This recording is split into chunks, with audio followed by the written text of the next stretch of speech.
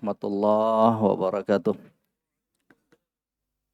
Alhamdulillah hamdan katsiran thayyiban mubarakan fi wa asyhadu an la ilaha illallah wahdahu la syarikalah iqrara bihi wa tauhida wa asyhadu anna Muhammadan abduhu wa rasuluh. Allahumma salli wa sallim wa barik ala nabiyyina Muhammad wa ala alihi wa ashabihi wa man tabi'ahum bi ihsanin ila yaumiddin. Yaqulu Rabbuna azza wa jalla fi kitabihil karim, ya ayyuhalladzina amanu taqullaha haqqa tuqatih wa la tamutunna illa wa antum muslimun. Ya ayyuhan nasu taqu rabbakumul ladzi khalaqakum min nafsin wahidah wa khalaqa minha zawjaha wa batha minhuma rijalan katsira wa nisaa wattaqullaha alladzi tasaaluna bihi wal arham innallaha kana 'alaikum raqiba. Ya ayyuhalladzina amanu taqullaha wa qulu qawlan sadida yuslih lakum a'malakum wa yaghfir lakum dhunubakum wa may yuti'illaha wa rasulahu faqad faza fawzan 'azima. Amma ba'd. Alhamdulillah, jamaah sekalian yang kami muliakan rahimani wa rahimakumullah, kembali dipertemukan oleh Allah dalam kesempatan yang berbahagia ini, memanfaatkan waktu yang telah diberikan oleh Allah untuk kita saling mengingatkan dalam perkara kebaikan yang semoga dengannya akan membawa keberkahan untuk kehidupan dunia dan akhiratnya kita. Di hadapan kita insyaallah ta'ala ada kitab yang tipis yang berjudul Sifatu Ibadir Rahman, sifat dan karakteristik dari hamba-hamba pilihan Allah, calon penghuni surga Allah, yang dikarang oleh Syekh Abdul Razak hafizahullah ta'ala. Jemaah sekalian yang kami muliakan, tentunya kita semua selaku muslim dan muslimah tak terkecuali, semuanya pasti pengen masuk ke dalam surga Allah Subhanahu wa ta'ala. Karena itulah obsesi dan tujuan tertinggi dari cita-cita seorang muslim dan muslimah dalam kehidupannya di dunia ini. Sehebat apapun kenikmatan yang kita rasakan di dunia ini, itu belum ada apa-apanya dibandingkan kenikmatan surga Allah Subhanahu wa ta'ala. Bagaimanapun pencapaian yang telah kita raih di dunia ini, kalau belum dan tidak masuk ke dalam surga Allah, berarti itu adalah pencapaian yang sifatnya semu. Itu merupakan pencapaian yang sifatnya tidak hakiki. Keberhasilan,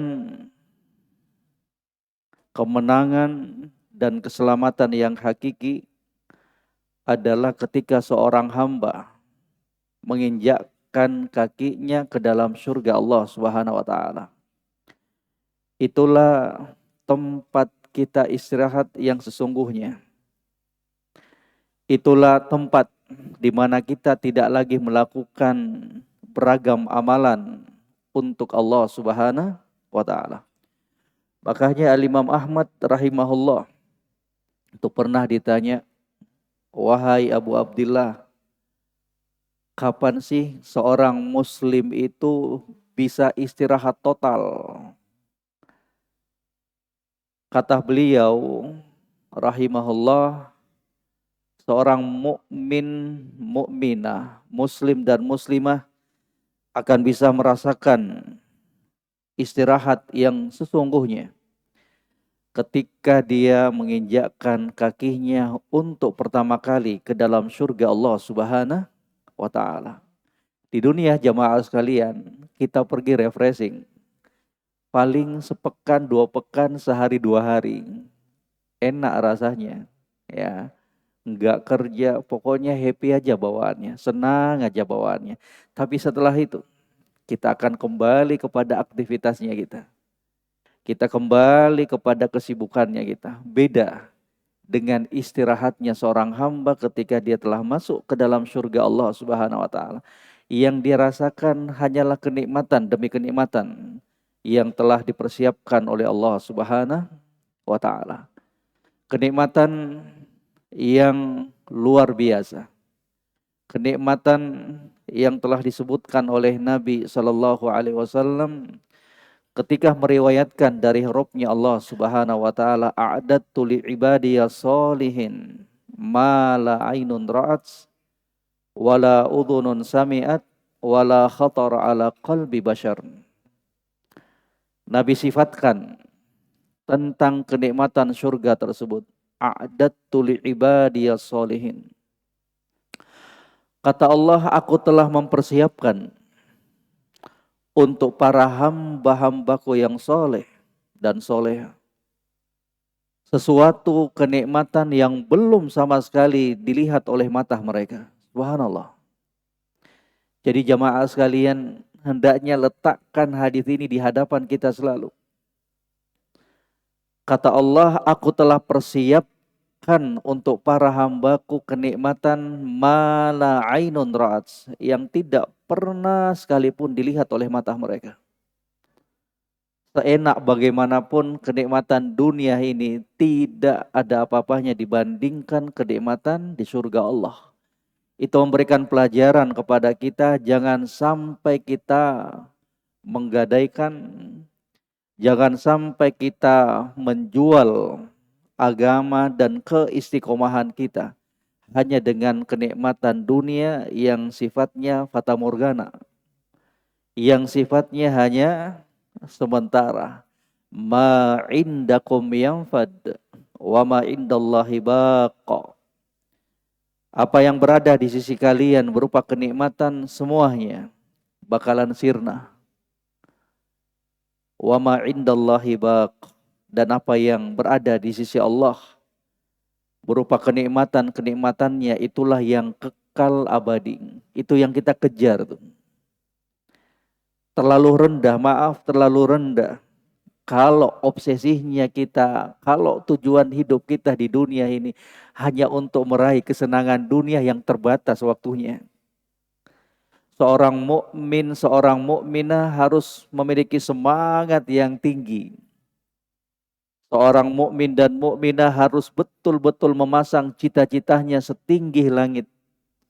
Bahwa tujuan dan target utama kita adalah bagaimana bisa masuk ke dalam surga Allah Subhanahu wa taala. Jamaah, hanya butuh kesabaran untuk kita melewati hari-hari kita di dunia ini. Jangan coba-coba untuk menjual agamanya kita. Jangan coba-coba untuk melunturkan keistiqomahannya kita.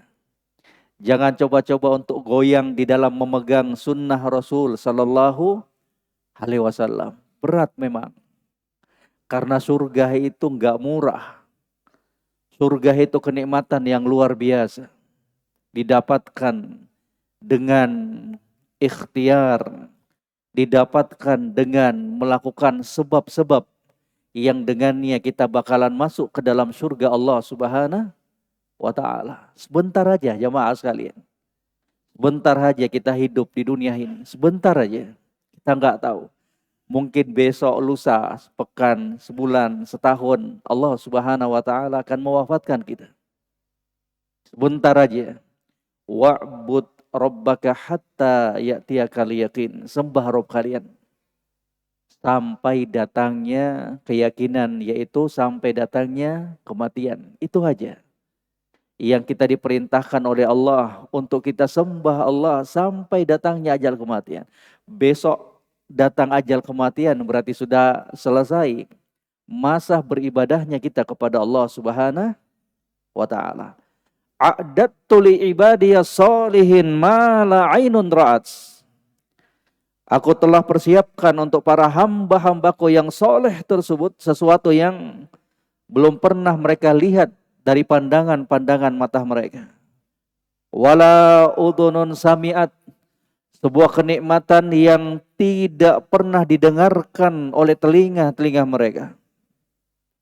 Kan jamaah sekalian, kalau kita belum pernah merasakan sebuah kenikmatan, kemudian ada orang yang pernah merasakan kenikmatan tersebut menceritakan kepada kita, kan itu kan udah luar biasa tuh. Ya, dia ceritakan, Masya Allah, itu konro bakarnya luar biasa tuh. Kita yang belum makan aja dengar ceritanya, Masya Allah. Kenapa? Karena dia udah pernah lihat.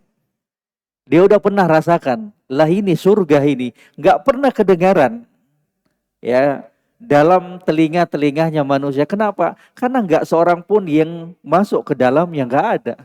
Gimana mungkin sesuatu itu bisa dia gambarkan? Gimana mungkin sesuatu itu bisa dia ceritakan kalau dia sendiri belum pernah melihat dan merasakannya? Kan demikian jamaah sekalian. Maka kata Allah, aku persiapkan untuk mereka sebuah kenikmatan yang tidak pernah sebelumnya terdengarkan di telinga mereka. Wala khatar ala qalbi bashar. Bahkan kenikmatan surga tersebut, kata Allah Subhanahu wa taala dalam hadits kursi ini, sesuatu kenikmatan yang tidak pernah terlintas dalam benak mereka. La ilaha illallah, subhanallah. Ya, gak pernah tergambarkan dalam benak mereka. Nikmat surga itu lebih dibandingkan apa yang kita bayangkan. Nama boleh sama, tapi hakikat tidak bakalan mungkin sama antara dunia dengan surga Allah Subhanahu wa taala. Iya, memang benar bahwa dalam surga itu terdapat susu. Iya, memang benar dalam surga itu terdapat madu. Terdapat beragam kenikmatan. Sama namanya dengan apa yang berada di dunia. Tapi kata para ulama, hakikatnya tentang bagaimana hakikat dari kenikmatan-kenikmatan tersebut, walaupun namanya sama dengan apa yang kita dapatkan di dunia, tapi hakikatnya itu bagaikan langit dan bumi. Bakalan sama. Subhanallah. Maka itu yang kita kejar jamaah sekalian. Ya, mengajak semuanya untuk tetap istiqomah di atas agama Allah Subhanahu wa taala. Doa terus selama kita hidup, selama kita masih bernafas, jangan kemudian kita lalai untuk meminta istiqomah kepada Allah Subhanahu wa taala. Jangan kemudian menggantungkan semua dari apa yang kita lakukan kepada dirinya kita, na'udzubillah. Itu adalah hamba yang lemah demi Allah. Hamba-hamba yang menggantungkan kepada kemampuan dirinya. Sebaliknya, hamba yang hebat, hamba yang luar biasa adalah mereka-mereka yang selalu menyandarkan segala urusannya kepada Rabb-Nya Allah Subhanahu wa ta'ala. Hasbi Allah wa ni'mal wakil, wala haula wala quwata illa billah. Dengan penyandaran urusan, dengan penyandaran segala sesuatu dari seorang hamba kepada Allah, maka akan muncul hamba-hamba yang selalu optimis dalam setiap tindak tanduknya dalam kehidupan dunia ini. Orang-orang yang selalu menggantungkan harapannya, urusannya kepada Allah, mereka itulah orang-orang yang hebat. Orang-orang yang tidak bakalan bersedih apapun kondisi dan keadaan yang mereka miliki. Ajaban li amril mu'min, inna amrahu kullahu lahu khair, wa laysa dzaka illa lil mu'min. Sungguh menakjubkan keadaan, kondisi, urusan seorang mukmin. Semua urusannya baik. Semua urusannya baik. Kapan urusan kita baik jamaah sekalian? Kata Nabi SAW. Itulah yang membuat keheranan. Semua urusan mukmin itu baik. Dan itu tidak akan didapatkan kecuali syaratnya. menjadi seorang mukmin yang beriman kepada Allah Subhanahu wa taala. In asabathu sarra'u syakara fakana khairan lahu. Kalau dia mendapatkan nikmat, dia bersyukur. Itu baik buat kita. Sebaliknya, kalau dapat musibah, dia bersabar. Hidup kan cuma dua ini. Betul nggak jamaah sekalian? Hidup itu akan berputar pada dua keadaan ini. Bahagia, sedih. Itu aja. Karena itu merupakan ketetapan yang telah ditetapkan oleh Allah Subhanahu wa taala untuk hamba-hambanya yang hidup di dunia ini. Wa tilkal ayyam nudawiluha bainan nas. Maka demikianlah hari-hari dalam kehidupan dunia ini kami silih pergantikan. Di hari ini kita bahagia, orang lain bersedih. Besok mereka yang berbahagia, kita yang bersedih. Itu aja. Itulah roda perputaran kehidupan di dunia ini. Yang apabila seorang muslim dan muslimah mampu secara tepat dan benar menempatkan dirinya dalam dua kondisi ini, maka sungguh dia akan lahir menjadi orang-orang yang berbahagia. Enggak pernah bersedih. Apa yang mau kita sedihkan? Wong semua urusannya kita baik. Dari apa-apa yang terluputkan dari kita. Sesuatu yang tidak bisa kita capai dan raih. Alhamdulillah. Kita tetap berbaik sangka kepada Allah. Kan itu enak. Baik buat kita. Bukan menjadi orang-orang yang tenggelam hanyut dalam kesedihan, dalam keputusasaan. Alhamdulillah. Apa yang kita nggak bisa raih berarti itu adalah sesuatu yang tidak ditakdirkan oleh Allah Subhanahu wa taala buat kita. Kan enak hidup yang demikian itu. Apa yang kita raih, alhamdulillah. Berarti itu adalah sesuatu yang memang sudah ditakdirkan oleh Allah Subhanahu wa taala untuk kita. Maka jamaah sekalian yang kami muliakan rahimani wa rahimakumullah, sebagai salah satu usaha dan ikhtiarnya kita sebagai seorang hamba untuk bisa masuk ke dalam surga Allah adalah dengan melihat, dengan mempelajari, dengan mengamalkan apa-apa yang telah disifatkan dan disebutkan oleh Allah tentang karakteristik dari hamba-hamba pilihan Allah, calon penghuni surga. Di hadapan kita kitab tipis tersebut, dan semoga Allah Rabbul Alamin memberikan kemudahan dan keberkahan di dalam pembacaan kitab tersebut. Kata beliau, alhamdulillah wassalatu wassalamu ala rasulillah wa ala alihi wa sahbihi wa man walahu amma ba'd. Fa inna maqamal ubudiyya lillah maqamun azim. Bal huwa asyraful maqamat allati imtadahallahu biha anbiya'ahu wa awliya'ah. Kata beliau, sesungguhnya kedudukan penghambaan ibadah kepada Allah itu merupakan kedudukan yang mulia. Bahkan semulia-mulia kedudukan yang Allah Subhanahu wa taala dengannya puji para hamba-hambanya, para nabi dan para wali-walinya. Makanya itulah rahasia. Kenapa Allah Subhanahu wa taala dalam surat Al-Isra menyebutkan apa? Subhanalladzi asra bi 'abdihi, bukan bi rasulihi. Tapi Allah Subhanahu wa taala dalam ayat tersebut menyebutkan subhanalladzi asra bi 'abdihi. Itu menunjukkan betapa mulianya ubudiyah, penghambaan kepada Allah Subhanahu wa taala. Itu tadi yang disebutkan. Katanya bal huwa asyraful maqamat allati imtadahallahu biha anbiya'ahu awliya'ah. Kedudukan penghambaan dan ibadah kepada Allah itu merupakan kedudukan yang begitu mulia di sisi Allah Subhanahu wa taala. Wa adhafa ahlahu li nafsihi fi ayatin adidatin. Allah sandarkan untuk hamba-hambanya yang mewujudkan ubudiyah tersebut kepada dirinya. Abdihi. Haknya itu kembali kepada siapa? Allah Subhanahu wa taala. Subhanalladzi asra bi abdihi ay bi abdillah.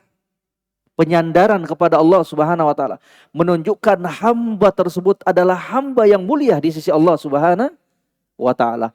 Baitullah, Masjidullah, itu menunjukkan keutamaan. Ketika disandarkan, diidofahkan kepada Allah Subhanahu wa taala. Tasyrifan lahum wa ta'liyatan limaqamihim. Kenapa sih Allah Subhanahu wa taala menyandarkan kedudukan ubudiyah tersebut kepada dirinya, kepada Allah Subhanahu wa taala bi abdihi?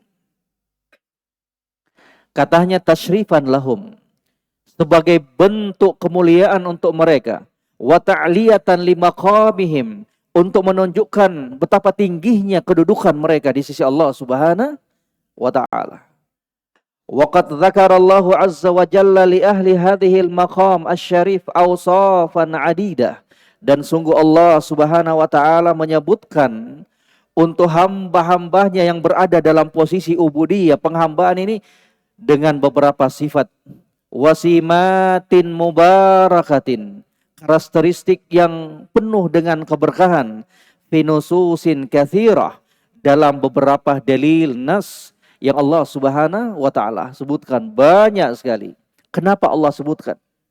Kenapa sih Allah Subhanahu wa taala suguhkan kepada kita ini nih sifat-sifat dari hamba-hamba pilihan Allah? Liyajtahida al-muslim fittisafi biha wal amal bimuqtadaha liyanal al-maqam ar-rafi' wasyaraf al-kabir inda rabbil alamin. Allah sengaja sebutkan sifat-sifat tersebut. Allah sengaja menyebutkan karakteristik dari hamba-hambanya yang mulia tersebut agar seorang muslimah bersungguh-sungguh untuk menghiasi dirinya dengan sifat yang mulia tersebut. Agar seorang muslim beramal dengan beragam konsekuensi dari sifat-sifat yang telah disebutkan oleh Allah Subhanahu wa taala tersebut, agar dengannya pun mereka bisa meraih kedudukan yang mulia di sisi Allah Subhanahu wa taala. Allah sengaja sebutkan itu sifat-sifat yang mulia itu, biar kita sifatkan dirinya kita dengan sifat tersebut. Biar kita beramal dengan amalan-amalan yang telah disebutkan oleh Allah Subhanahu wa taala tersebut. Kemudian kata beliau, wa min abrazil mawadhi' allati dzakarallahu fiha awsafa ibadihi al-mu'minin fi siyaqin wahid ma jaa fi khawatim suratil Furqan.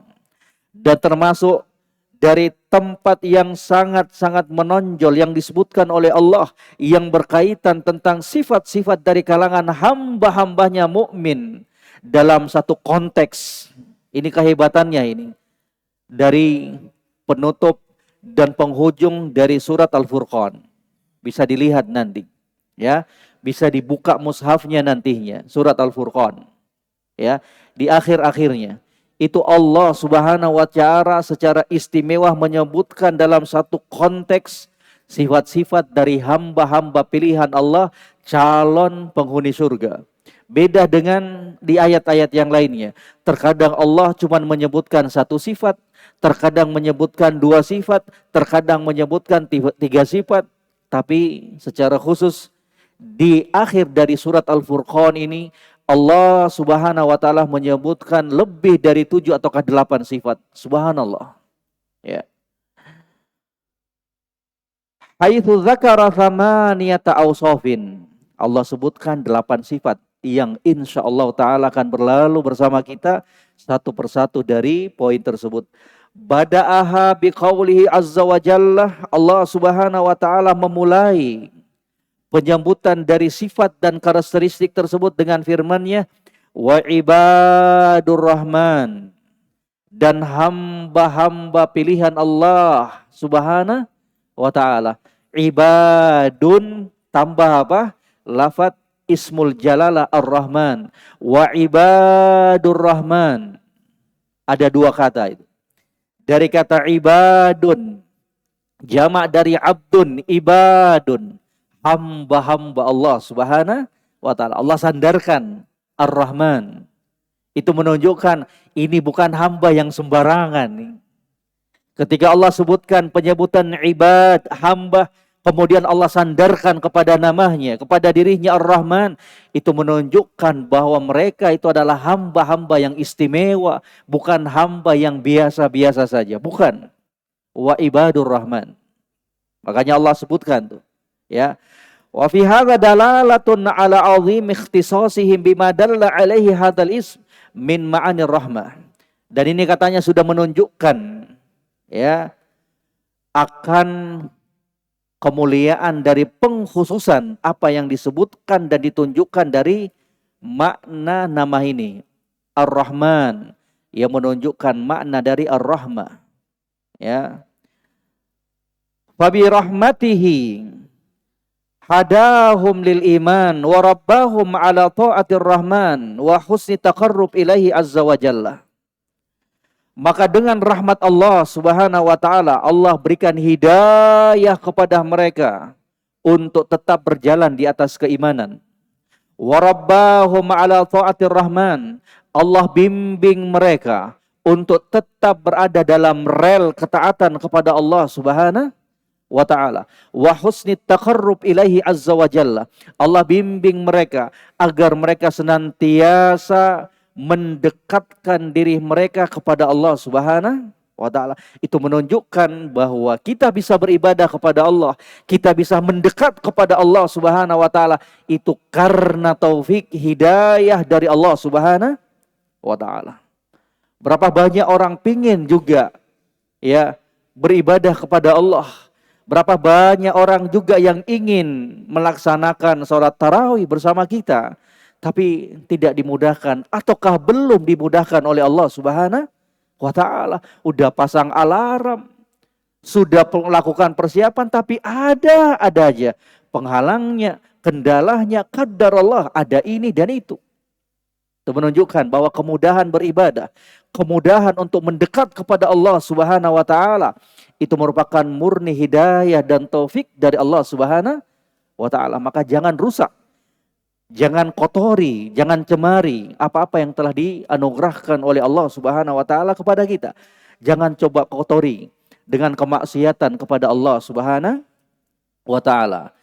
Idza kunta fi ni'matin far'aha fa innal ma'asi tuzilun ni'am. Kalau kamu sudah berada di atas sebuah kenikmatan, jaga kenikmatan tersebut baik-baik. Fa innal ma'asi tuzilun ni'am. Karena kemaksiatan itu akan menghilangkan nikmat yang Allah Subhanahu wa ta'ala berikan kepada kamu. Tidaklah sebuah kenikmatan tersebut dicabut oleh Allah, kecuali salah satu sebabnya adalah dosa dan kemaksiatan yang kita lakukan kepada Allah Subhanahu wa ta'ala. Thumma addada sifatahum kulla sifatin mabdu'atin biqaulihi walladzina. Kemudian Allah Subhanahu wa ta'ala menyebutkan sifat-sifat mereka. Dari seluruh sifat yang Allah sebutkan tersebut yang bakalan lewat bersama kita insyaallah, semua beliau awali. Allah Subhanahu wa ta'ala awali dengan apa? Walladzina, yaitu orang-orang. Walladzina, dari kalangan hamba-hamba Allah. Wajadirun bikulli muslimin yas'a fi najati nafsihi wa sa'adatiha ayyata ammala sifati ibadir rahman allati waradat fi hadha siyaq al-mubarak. Maka seyogyahnya, sepantasnya, seharusnya setiap muslim dan muslimah berupaya, ya, untuk menyelamatkan dirinya, untuk meraih kebahagiaan dirinya, memperhatikan, merenungi sifat-sifat dari sifat-sifat hamba-hamba pilihan Allah, calon penghuni surga ini yang disebutkan dan dipaparkan dalam konteks yang penuh dengan keberkahan. Faya'rifaha ma'rifatan jayyidatan, untuk dia ketahui, untuk dia pelajari dengan sebaik-baiknya. Tsumma yas'a ba'da dzalik fi tahqiqiha ala akmali wajhin. Kemudian dia berupaya untuk mewujudkannya. Kemudian dia berupaya untuk mengamalkan sesempurna mungkin. Itulah inti dari belajar agama. Bahwa seseorang itu belajar bukan hanya dalam rangka untuk mendengar, bukan dalam rangka untuk mencatat doang, bukan untuk kemudian tahu, oh gitu, oh ternyata gitu hukumnya ya, oh gitu sifat-sifat penduduk surga. Nggak sampai situ doang, apalagi kemudian dia catat, share ke WA grup, itu bagus, alhamdulillah, itu kebaikan. Tapi nggak sampai situ jamaah sekalian, bahwa inti dari ilmu yang kita pelajari, inti dari faedah-faedah ilmu yang kita dengarkan adalah apa? Untuk kita amalkan. Bahaya kalau nggak diamalkan. Al-Quran hujjatun laka au alaik. Al-Quran itu akan menjadi hujjah yang bakalan menyelamatkan kamu ataukah yang bakalan membinasakan kamu. Kemudian kita masuk as-sifatul ula. Belum ngantuk kan? Ah, udah tidur semua. Ah, kalau ada yang ngantuk, tidur dulu. Ya. Mau dilanjut? Lanjut insya Allah. Ya, mumpung lagi di Makassar. Nanti kalau sudah balik, sulit lagi ke sini. As-sifatul ula. Sifat yang pertama. As-sakinatu wal waqar wat tawadhu lillahi azza wa jalla wa li ibadihi. Ini sifat yang pertama. As-sakinah wal waqar wat tawadhu lillah wa li ibadihi. Di antara sifat dan karakteristik hamba-hamba pilihan Allah calon penghuni surga itu, sifat mereka itu bawaannya tenang, penuh dengan kewibawaan, penuh dengan tawadhu, rendah hati. Surga itu jamaah sekalian Allah ciptakan bukan untuk orang-orang yang sombong. Surga itu Allah persiapkan bukan untuk orang-orang yang bangga diri. Tapi Allah Subhanahu wa taala ciptakan surga itu untuk para hamba-hambanya yang tawadhu, rendah hati. Rendah hati kepada Allah. Rendah hati kepada hamba-hamba Allah Subhanahu wa taala. Apa sih maksudnya rendah hati kepada Allah? Rendah hati kepada Allah, tawadhu lillah. Dia rendah hati kepada Allah. Dia rendah hati dalam rangka untuk tegak taat kepada perintah Allah. Apa yang diperintahkan oleh Allah, dia kerjakan sesuai dengan kemampuannya. Apa yang dilarang oleh Allah secara totalitas, dia tinggalkan perkara tersebut. Dia tawadhu karena dasar Allah Subhanahu wa taala. Bukan untuk meraih pujian manusia. Masya Allah ya, tawadhu sekali dia. Ya. Bukan dalam rangka untuk mendapatkan pujian manusia. Wali ibadihi. Juga dia rendah hati kepada hamba-hamba pilihan Allah. Hati-hati. Maaf. Tolong diingat-ingat. Jangan sampai bercokol dalam hatinya kita. Menganggap dirinya kita merasa wah dibandingkan orang lain. Itu udah cukup. Sebagai sebuah dosa dan kemaksiatan kepada Allah Subhanahu wa ta'ala. Kapan kita melihat dirinya kita dengan kacamata kesempurnaan dan melihat saudaranya kita dengan penuh kekurangan dan kekurangan. Hati-hati. Ya. Usahakan, timbulkan selalu bahwa kita itu tidak lebih bagus dibandingkan orang lain. Biar kita terus termotivasi untuk membenahi dirinya kita. Kalau kita sudah merasa lebih bagus dibandingkan orang lain, itu sudah cukup celah bagi syaitan, iblis dan bala tentaranya untuk mengelabui kita. Berapa banyak dari celah itu akan diporak-porandakan keimanannya kita oleh iblis dan bala tentaranya. Mulailah kita meremehkan saudaranya kita. Apa itu? Jago tidur aja dia. Apa itu? Malas gajian. Apa itu? Demikian dan demikian. Kita nggak tahu. Mungkin dia di tengah malamnya nangis kepada Allah Subhanahu wa taala. Kita nggak tahu orang yang kita pandang enteng tersebut ternyata dari kalangan hamba-hamba yang rasa takutnya lebih besar kepada Allah dibandingkan kita. Ternyata orang yang kita remehkan tersebut adalah orang yang rajin berpuasa Senin Kamis, cuman nggak pernah dia tampakkan kepada kita. Ternyata dia adalah orang yang rajin bersedekah, tapi nggak pernah mau menampakkan sedekah yang dia lakukan. Karena betul-betul ingin menjaga keikhlasannya di dalam beramal kepada Allah Subhanahu wa Ta'ala. Fala tuzakku anfusakum wa a'lamu bimanittaqa. Jangan coba-coba memberikan rekomendasi, pujian kepada diri kalian. Dialah Allah yang mengetahui siapa-siapa di antara kalian yang bertakwa kepadanya. Karena takwa itu letaknya di sini, jamaah sekalian. Ya. Takwa letaknya di mana? Di sini nih, di hatinya kita. Makanya kata Nabi sallallahu alaihi wasallam, at-taqwa hahuna. At-taqwa hahuna. At-taqwa hahuna. Takwa itu letaknya di sini nih, di hatinya kita. Ya. Takwa itu letaknya di sini kata Nabi sallallahu alaihi wasallam, wa asyara biyadihi ila sadrihi. Sambil beliau menunjuk dan mengisyaratkan ke dalam dadanya. Ya, jadi hati-hati. Ya. Hiasi terus dirinya kita dengan sifat tawadhu, rendah hati. Qala Allah azza wa jalla, Allah subhanahu wa ta'ala berfirman, a'udzu billahi minasyaitonir rajim, wa ibadur rahman. Allah buka ayat ini dengan menyebutkan wa ibadur rahman. Itu menunjukkan kemuliaan yang dimiliki oleh hamba-hamba yang bakalan Allah sebutkan sifatnya. Ini menunjukkan bahwa hamba ini adalah hamba-hamba yang istimewa di sisi Allah Subhanahu wa Ta'ala. Wa ibadur rahman, dan hamba-hamba pilihan Allah Subhanahu wa Ta'ala. Siapa mereka? Alladzina, yaitu orang-orang yamshuna 'alal ardi hauna, yang ketika mereka berjalan di atas bumi ini haunan. Menurut tafsir sebagian ulama, tawadhu'an, rendah hati. Mereka yang berjalan di muka bumi ini dengan penuh rendah hati. Gak sombong, gak congkak. Lagian apa yang mau kita sombongkan? Hah? Jamaah, apa yang mau kita sombongkan?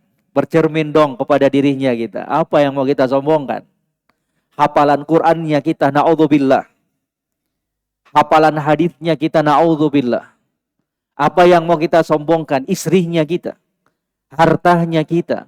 Itu semua titipan dari Allah Subhanahu wa Ta'ala, bukan miliknya kita. Yang mudahkan kita bisa menghafal Al-Quran, dialah Allah. Yang mudahkan kita bisa mengumpulkan harta ini dan itu, dialah Allah Subhanahu wa Ta'ala. Allah kalau ingin cabut hafalan tersebut, mudah, sangat mudah bagi Allah Subhanahu wa Ta'ala. Yang tadinya hafal Al-Quran tiba-tiba hilang hafalannya, sangat mudah bagi Allah Subhanahu wa Ta'ala. Yang tadinya rumahnya 3-4 dicabut oleh Allah, sangat mudah Allah Subhanahu wa Ta'ala. Tinggal Allah ngomong kun fayakun, jadi. Siapa yang bisa halangin Allah Subhanahu wa Ta'ala? Apa yang mau kita sombongkan?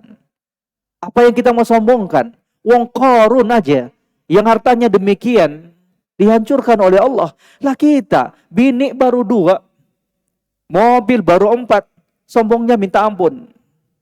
Iya jamaah. Ya. Kalau jalan udah, kalau bisa perutnya lebih duluan. Na'udzubillah. Jalan berlenggak-lenggok. Yang menunjukkan dan ingin menunjukkan kepada manusia dialah orang yang wah, Masya Allah. Ya, na'udzubillah. Wa ibadur rahmanil ladzina yamshuna 'alal ardi hauna. Sifat yang pertama, berjalan di muka bumi ini dengan penuh tawadhu, rendah hati. Wa idza khatabahumul jahiluna qalu salama. Dan ketika mereka berhadapan dengan orang-orang yang bodoh, disinggung, dicemooh, qalu salama. Mereka balas dengan ucapan-ucapan yang baik, luar biasa. Walaupun secara pandangan syariat, dari kacamata syariat boleh untuk kita membalas kejelekan orang lain, boleh, sah dalam hukum Islam. Kalau kita diganggu orang lain, kemudian kita balas, sah dalam Islam. Tapi ada aturan mainnya. Harus setara. Harus setimpal. Harus sepadan. Apa yang mereka lakukan kepada kita, itu pula yang kita lakukan kepada mereka. Jangan lewat. Ya. Dikatain ini, kita balas yang sama. Boleh. Tapi jangan ketika dikatain demikian, dia balas kemudian plus dengan pukulan ke arah perut. Tendangan ke arah paha, itu sudah apa namanya? Melampaui batas. Itu sudah tidak diperbolehkan dalam kacamata syariat. Ya. Itu hukum asalnya. Tapi mau lebih bagus dari itu. Dan itulah yang harus dilakukan oleh seorang muslim dan muslimah. Pingin yang terbaik dalam urusan agamanya. Jangan dibalik. Kalau urusan dunia, pinginnya yang terbaik. Kalau urusan agama, ya biasa-biasa saja. Jangan. Harus seorang muslim dan muslimah itu membangkitkan dan menanamkan dalam dirinya bahwa dalam urusan agamanya harus yang terbaik. Ketika diperhadapkan dalam dua kondisi, harus yang terbaik yang dia ingin jalankan. Harus yang terbaik. Karena itulah tujuan utamanya kita. Wa idza khatabahumul jahiluna qalu salama. Ketika diejek, ketika dicemooh, ketika diganggu, qalu salama. Balasnya malah ucapan-ucapan yang baik. Allah yahdikum. Ya. Semoga Allah memberikan hidayah kepada kalian. Ini teori ini, tapi luar biasa. Pengamalannya, iya, tatbiknya itu luar biasa. Ya, yang kebanyakan dari kita, pengen membalas dendam itu lebih besar, betul nggak? Ya, setiap diganggu pasti peluang untuk marah itu luar biasa. Hanya penting tuh ada kaidah-kaidah.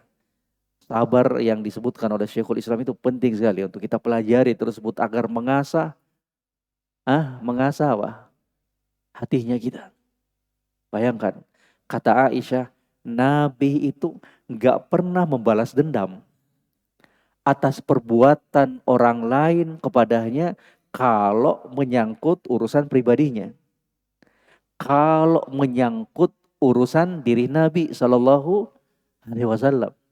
Tapi kalau sudah menyangkut syariat Allah, Nabi bakalan balas. Itu siapa? Nabi Muhammad Sallallahu Alaihi Wasallam. Manusia yang paling bertakwa.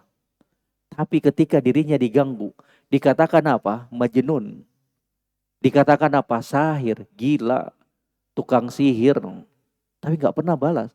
Dilempari kotoran, nggak pernah balas. Subhanallah. Padahal kalau dipikir-pikir seharusnya beliau loh yang lebih pantas untuk membalas. Beliau paling dicintai Allah.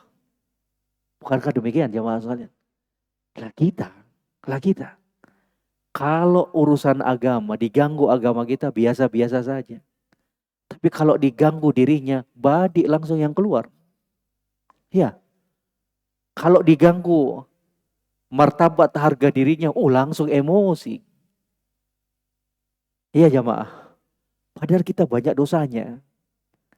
Padahal kita ini makhluk yang banyak lalainya.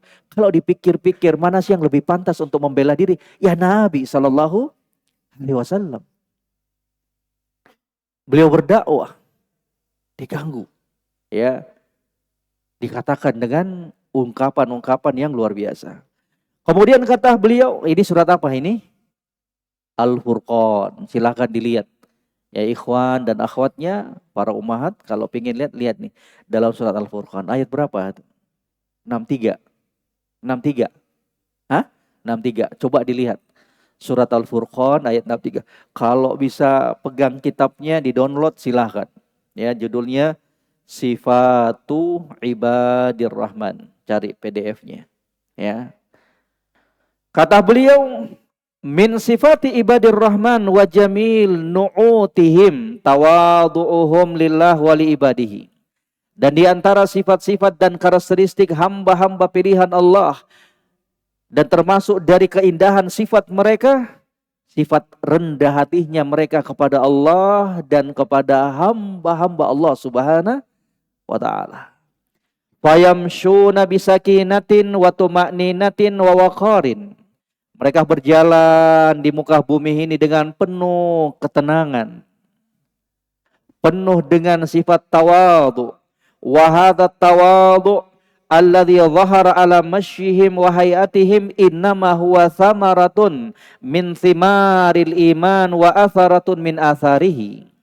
Dan apa yang mereka tampilkan dari sifat tawadhu ketika berjalan di muka bumi, ya, yang nampak dari cara jalannya mereka, dari penampilannya mereka hanyalah muncul dari buah keimanan yang ada pada diri mereka.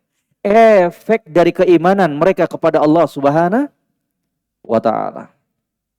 Mereka bisa berjalan dengan penuh ketenangan. Mereka bisa berjalan di muka bumi ini dengan penuh tawadhu. Itu merupakan cerminan dari keimanan yang berada dalam diri-diri mereka.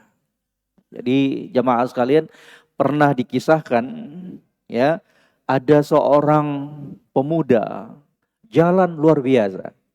Kan nampak tuh kadang orang kalau jalan sombong tuh, ya, mentang-mentang pakai sepatu mahal, ataukah mentang-mentang pakai baju yang mahal, tas yang mahal, udahlah jalannya dibuat-buat sedemikian rupa.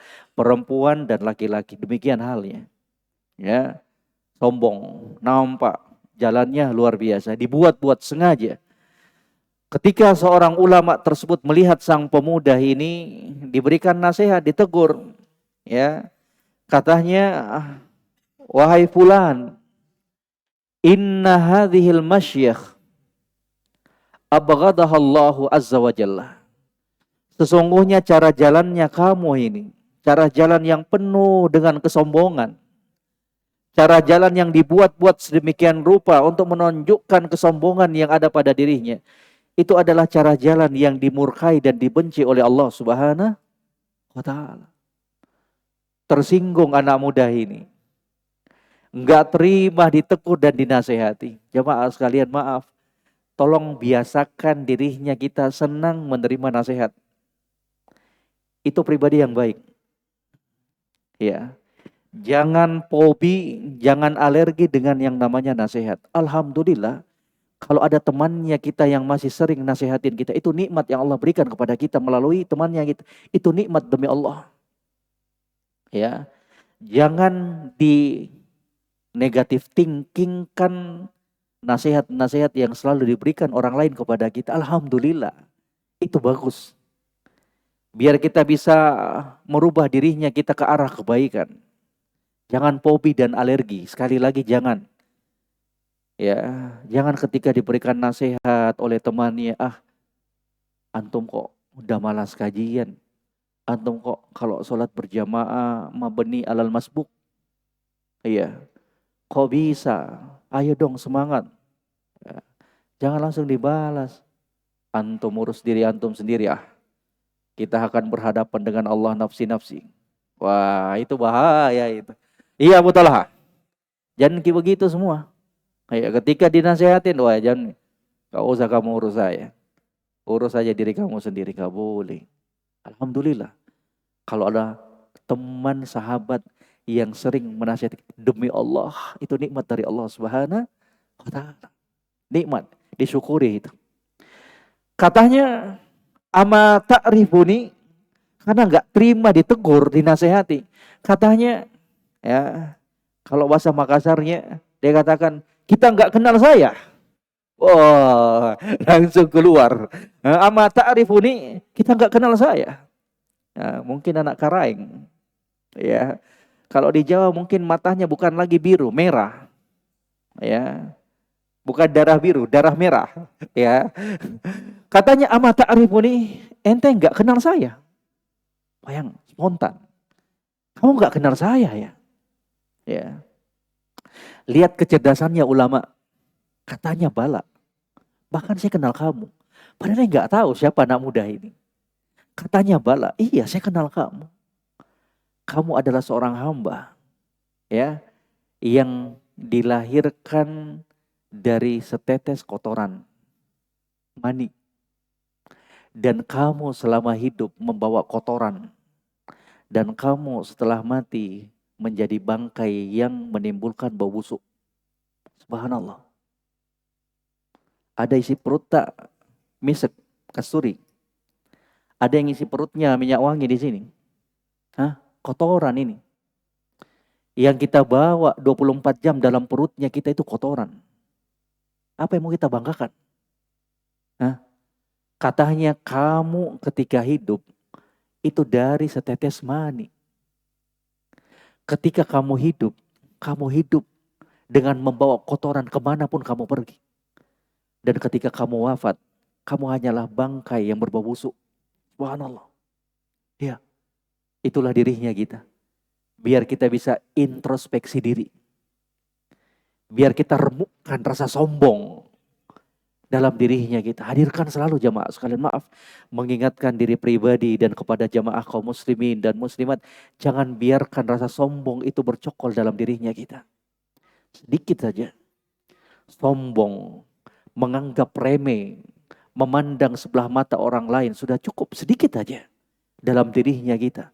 Itu sudah cukup menjadi penghalang antara kita dengan surga Allah Subhanahu wa ta'ala. Lagi mana kalau sombong itu sudah menguasai hatinya kita. Sekecil biji sawi saja, kalau diperumpamakan biji sawi itu, ya, sekecil semut hitam saja, kalau kesombongan itu sekecil itu ada dalam hatinya kita, tidak bakalan masuk ke dalam surga Allah Subhanahu wa ta'ala. Lagi mana kalau besarnya sebesar biji kelapa, besarnya seperti batu, kecil itu aja. Kata Nabi SAW, la yudkhulul jannata man kana fi qalbihi mithqalu dzarratin min kibr. Tidak bakalan masuk ke dalam surga Allah seorang hamba yang di dalam hatinya masih ada dan bercokol sifat kesombongan, walaupun sebesar biji sawi. Kalaulah diterjemahkan dengan terjemah begitu. Subhanallah.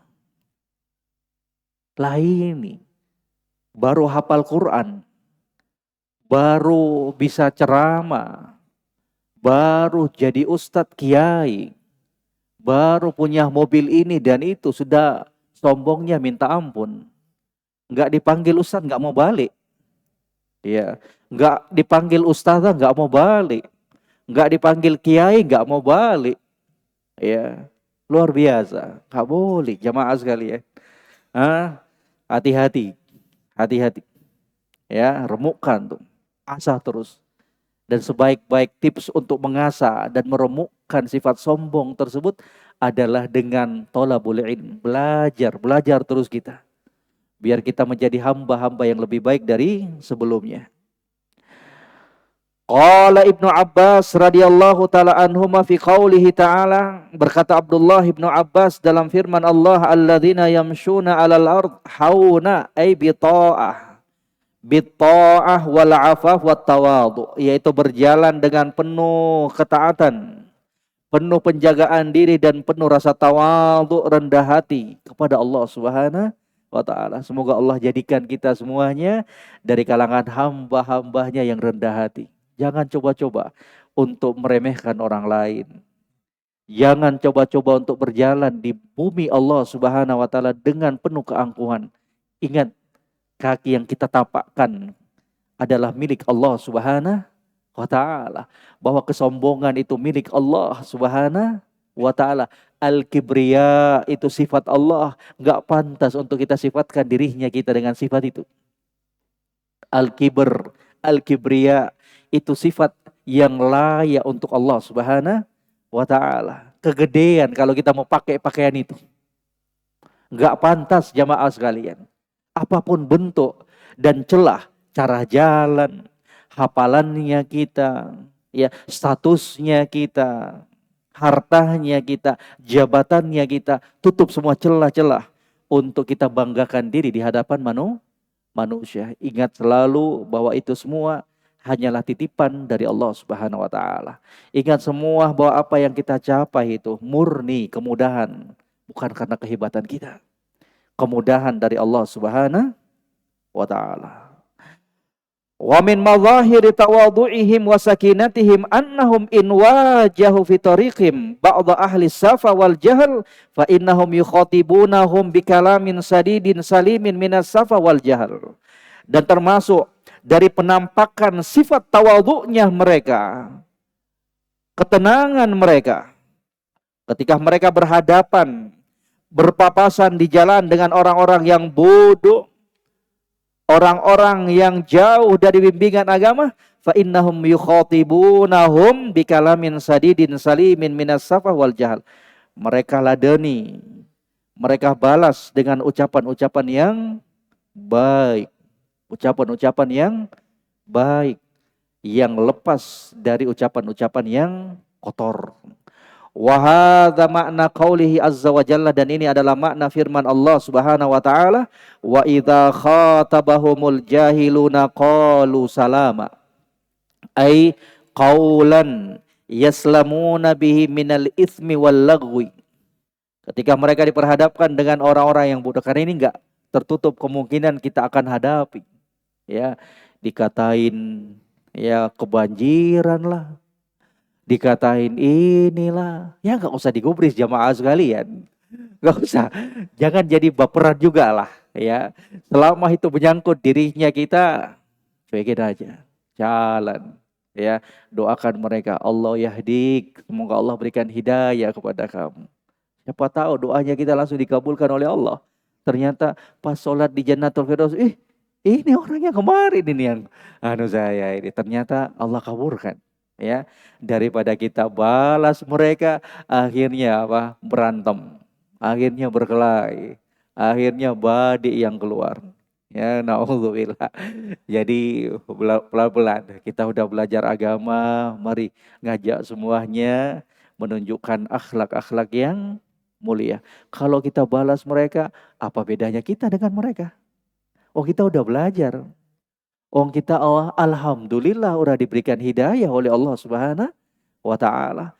Kalau mereka demikian, mungkin orang mengatakan pantas, wajar mungkin karena mereka nggak belajar. Yang nggak wajar kalau jenggotan, jubahan, kemudian berantem, ya kan? Jangankan mereka, kita aja yang lihat kadang malu, ya jamaah. Iya. Jadi hati-hati. Ya, barakallahu fiik. Mari menata hatinya kita. Ya, menata hati dan jiwanya kita. Barakallahu fiik. Gak usah dibaca semua ya, karena panjang. Kemudian kata beliau, fannasu yatafawatuna fi akhlaqihim wa ta'amulatihim tafawutan 'azima. Dan manusia itu katanya berbeda-beda jenjang akhlak dan interaksinya. Beda. Ada orang yang bagus akhlaknya, ada yang mereka yang ketika bermuamalah, berinteraksi bagus. Wal wajib 'alal muslim bi husni diyanatihi wa jamili akhlaqihi ayattasifa bima dzakarahu Allah azza wa jalla an ibadir rahman fi ayah as-sabiqah. Katanya, dan yang wajib bagi setiap muslim dan muslimah dengan kebaikan agama yang ada pada dirinya, dengan keindahan akhlak yang ada pada dirinya, hendaknya dia mensifati, menghiasi, mewarnai dari sifat-sifat yang telah disebutkan oleh Allah Subhanahu wa taala dari sifat yang telah berlalu. Apa itu? Wa ibadur rahman alladzina yamshuna 'alal ardi hauna wa idza khatabahumul jahiluna qalu salama. Itu sifat yang pertama katanya. Fa yuqabil al-isa bil ihsan wa yatawadhu li ibadillah azza wa jalla mahma kanat akhlaquhum. Mereka balas kejelekan dengan kebaikan, itu yang baru luar biasa. Kalau balas kejelekan dengan kejelekan itu biasa, yang luar biasa membalas kejelekan dengan kebaikan, itu baru wah. Itu baru masya Allah. Ya.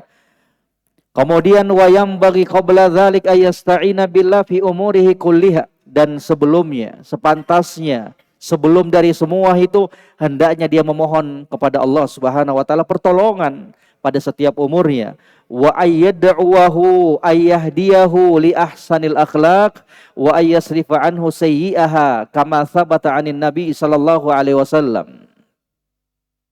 Dia berdoa kepada Allah agar Allah Subhanahu wa taala memberikan hidayah kepadanya terhadap akhlak-akhlak yang mulia. Agar Allah Subhanahu wa taala memalingkan dia dari akhlak-akhlak yang jelek sebagaimana yang telah diajarkan dan diucapkan oleh Nabi sallallahu alaihi wasallam, ihdini li ahsanil akhlaq la yahdi li ahsaniha illa anta wasrif anni sayyi'aha la yasrifu anni sayyi'aha illa anta. Sudah hafal ini jamaah? Hah? Sudah hafal jamaah? Siapa yang sudah hafal angkat tangannya.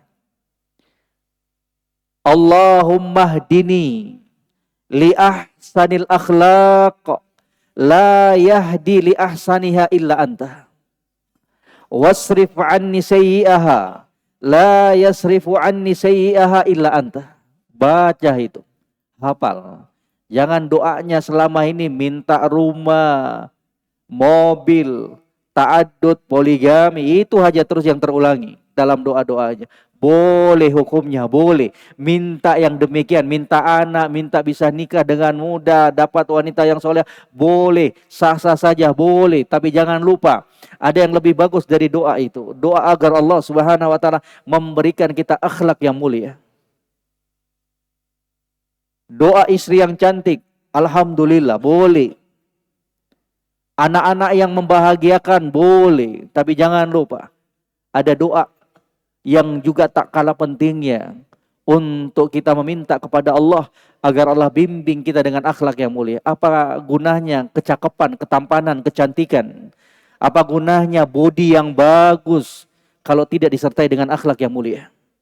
Coba kita nikah dengan wanita yang cantik tapi akhlaknya rusak dan bejat. Ngomong sama suami kasar, sama mertua tidak bisa menjadi menantu yang baik. Cantik enggak? Ya, seperti megaloman. Ya, yang tadinya cantik wajahnya, parasnya, bodinya cantik, tapi tidak disertai dengan akhlak, jadinya apa? Enggak enak juga dipandangi. Tapi coba lihat kalau ada pria yang biasa-biasa saja wajahnya, wanita yang biasa-biasa saja wajahnya, tapi akhlaknya luar biasa. Gak bosan kita dengan dia. Pingin terus kita bersama dia. Kenapa? Akhlaknya yang luar biasa. Masya Allah. Ya. Jadi jangan rusak ketampanan, kecantikan yang sudah Allah anugerahkan kepada kita. Jangan rusak dengan akhlaknya kita yang jelek. Ya. Kalau Allah berikan kita tampan, kecantikan yang pas-pasan, tolong jangan lagi tambah kerusakannya. Pas-pasannya itu dengan apa? Akhlak yang jelek. Ya, na'udzubillah. Sudah hafal? Ayo semuanya. Siapa yang sudah hafal? Nanti dapat hadiah berbuka bersama nanti. Allahumma hdini. Sudah hafal? Ya. Tolong berdiri. Situ aja, ayo. Jazakallahu khairan. Barakallahu fiik. Sebentar Abu Tolha siap-siap. Li ahsanil akhlaq wasrif anni sayyi'aha. Masya Allah, jazakumullah khairan. Barakallahu fiik. Panjatkan doa itu ketika kita sujud. Panjatkan doa itu antara doa-doa, selipan doa kita antara azan dan iqamah. Panjatkan doa itu di malam-malam terakhir kita di bulan Ramadan ini. Biar kita keluar di bulan Ramadan dengan akhlak yang lebih bagus. Ayo sama semuanya. Allahumma hdini. Allahumma hdini. Li ahsanil akhlaq. La yahdi. Li ahsaniha illa anta wasrif anni sayyi'aha la yasrifu sayyi'aha illa anta. Masya Allah, kalau jamaah JF itu satu kali aja dibaca langsung dihafal. Ya, Menunya Masya Allah. Sahur dengan berbukanya Masya Allah. Coba satu orang dulu siapa? Kita ya tabe. Bismillah.